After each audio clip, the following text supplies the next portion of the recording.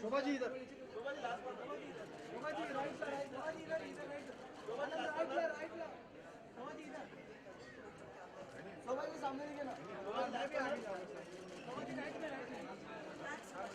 चलो ये पीछे चलो, चलो कितना आगे जाते हैं, चलो आगे जा रहे हैं, हेलो, ये पीछे आधा थोड़ा अंदर, अरे आगे क्यों जा रहे हैं भाई, सामने देखिए, सामने एकदम सामने वेट, ये राइट बहुत आगे जा रहा है यार, एक्सक्यूज मी सेंटर, ये पैर तो अंदर ले ले,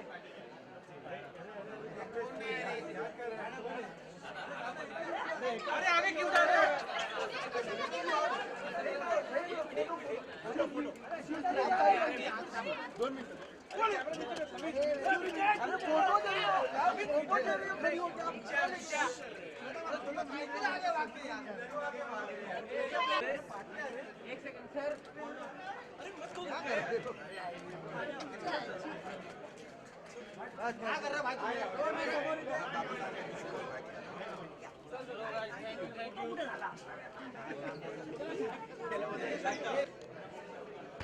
अरे बाबा यार डॉक्टर से आया 1 minute ion straight ion sir ion यहाँ पे अरे यहाँ पे सर बुक दिखा दो सर आयन सर यहाँ पे आयन सर यहाँ पे आयन सर आयन इधर बुक दिखा बुक दिखा I now like to request Shobha to please come up and say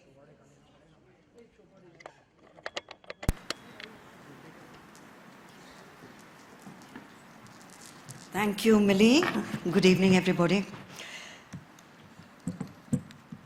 When I was given the opportunity to create an imprint of my own, it was really an unprecedented honor, and I felt all my years as a writer somehow came together at that moment, because there's so much trust that is invested in someone who's given that responsibility. And I like to believe that I have handpicked winners, like Karan has handpicked winners.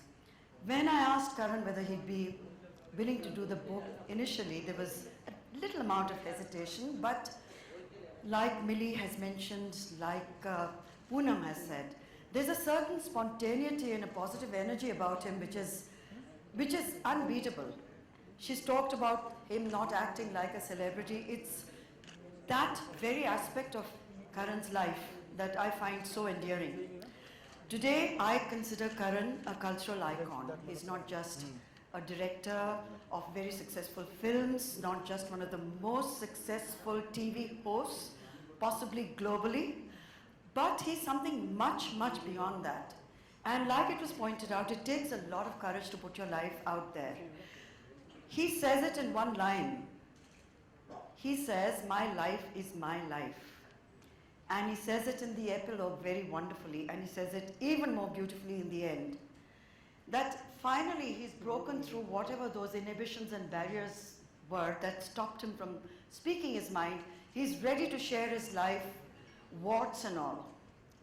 When Poonam started on the book, and we all were so excited about it, Millie and I talked about it at length, and we said, what should the content be? What should the tone be? At the end of the day, that is your prerogative, Karan. That is every writer who puts himself out there, every person's prerogative, what they wish to share and what they don't wish to share.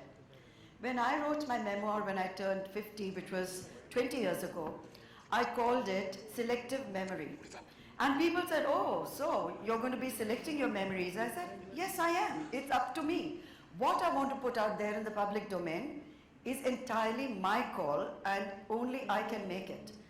But Karan has gone well beyond that, and he has written a book that is remarkably candid and remarkably courageous, because he has shared his vulnerabilities and moments from his life, his personal life, which honestly, I was reading and rereading the chapters as I came driving to the venue.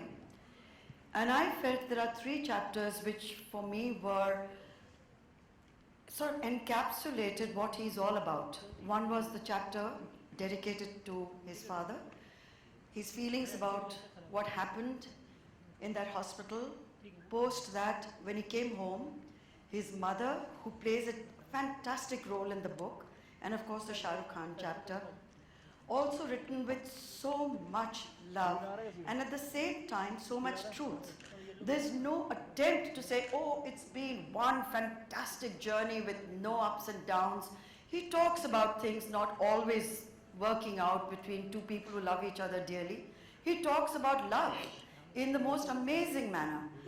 But behind all of it, what will come through is how each one of us is really quite lonely, and how to cope with that loneliness, and how not to let it get you down, but how it can actually be translated into a positive force in your life, which can lead you to create movies or music or books or poetry or paintings.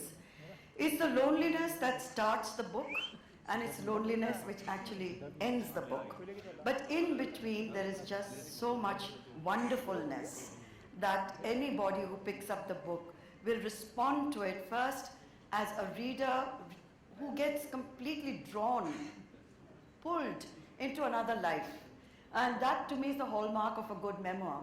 If you cannot connect, if you cannot drown in that other person's life, if you cannot rejoice in that person's high points, and you don't cry at least 3 times during the narrative, the book is somehow incomplete, and somehow it leaves you feeling, has he really shared everything, or you're aching to know more? I am looking for a sequel, Karan, and tonight I can just say it. You can write it 5 years from now. I'll still be around. You'll still be around, and your readers will still be around. And I hope, like Poonam said and Millie said, these are books that need to be told. These are books that need to be written. These are our young heroes and great inspirations and icons of modern India. When they narrate their stories, and they do it without filters, and they do it with such style and panache, and at the same time with so much humanity, that book travels. That book travels not just for the next year. It's going to travel, Karan, for your entire life. And there'll be people who will come up to you and say, I read it when I was at this age, and it made such a deep impression on me, because it has a lot of messages in there without it being a message book.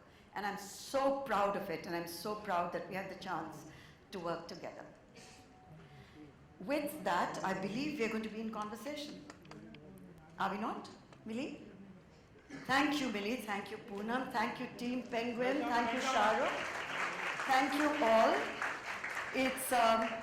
It's a book that I hope, and I'm looking at someone sitting right there who I want to write the next book. She's still shying away from addressing it, but I know I'm going to get it out of her. She says she's too young to write it. I said there's no such thing. You can write your first book at 23, and it will still be amazing, because there are millions of young 23-year-olds out there, or even 63-year-olds, who would want to read your story, Alia. Just do it. Thank you again.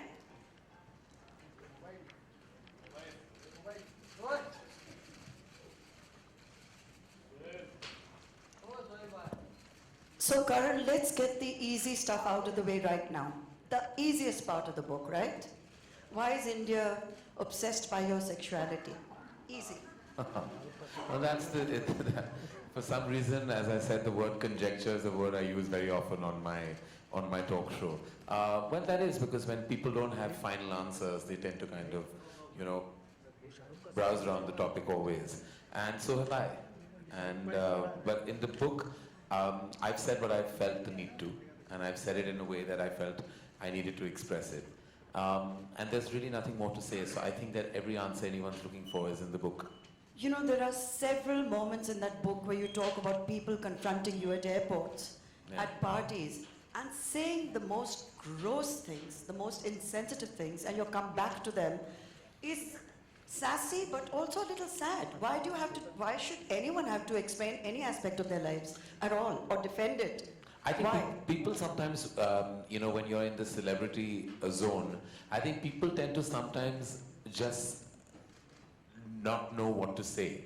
Like I feel like when they encounter you, they either tend to overcompensate and say exceptionally polite things, or they'll say the most inappropriate things to you. I think anyone who's been in the celebrity space will tell you that you'll have people come and say the most overfamiliar things to you at times. And sometimes because they think that they own you, because you're in their living room on a daily basis, perhaps because of my television exposure, or the fact that one is around and all over the place, they feel they have an ownership over you. And sometimes that allows them to kind of cross the boundary of decency. And they'll say things that are inappropriate. And you'll have to stand there. Sometimes you can give a response back, which sometimes goes over their head, because it's not a straight-line answer. And sometimes you use sarcasm, which also sometimes doesn't get a response. Sometimes all you do is just, you know, like Shahrukh told me the other day, that now when people say things, he just nods. Because there's nothing else to say. Sometimes you just nod. Because people say the most bizarre things. And sometimes it's members of the fraternity, sometimes it's members of the media within the fraternity, sometimes it's random strangers at an airport, and you have to just deal with it. There's nothing you can do. You can't, at least I'm not the guy who's going to start getting into a fight, because I don't think I'll have the ability to handle it if I was at the receiving end. So I just let it pass. May I share that one moment at the airport, which is in your book, so everyone's going to read it anyway, where a person comes up to you, his wife is with him, and he walks up to you and says to you, so are you a homo? Yeah. And your response is, why? Are you interested?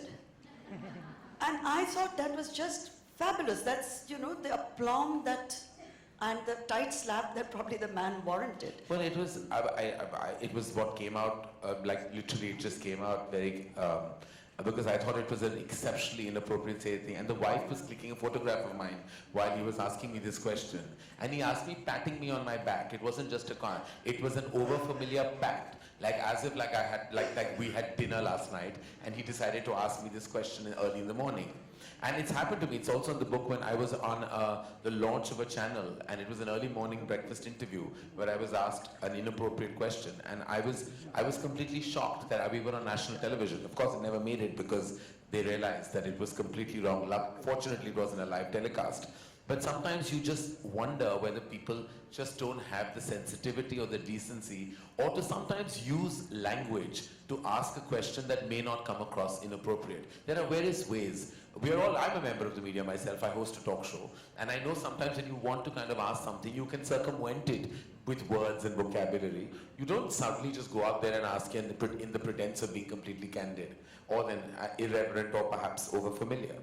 But you know, the surprising part of the book, towards the end of the book, when you talk about maybe going on to dating sites, I found that fascinating, that you went on to an elite dating site and a date was set up for you in Tokyo.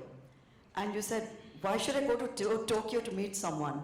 How did you get onto these dating sites? I mean, that's why? a story in itself. Yeah. Sometimes you have to kind of scratch the surface to find, what's not immediately available. So there are various ways and means I think people sometimes have to kind of look at. When you're single and 44, you'll probably go through every kind of possible available opportunity. I thought that was fantastic because most people would not admit it. I would have actually liked to give the name. It was a selective, I would have liked to give the name, but they're so exclusive and quiet and have full, disclosure issues. So that's why I didn't give that information. Not that anything's come out of it, and I'm not a success story of their agency at all. In fact, I'm a rather, apparently 2 out of 3 people succeed, and I'm that one who failed.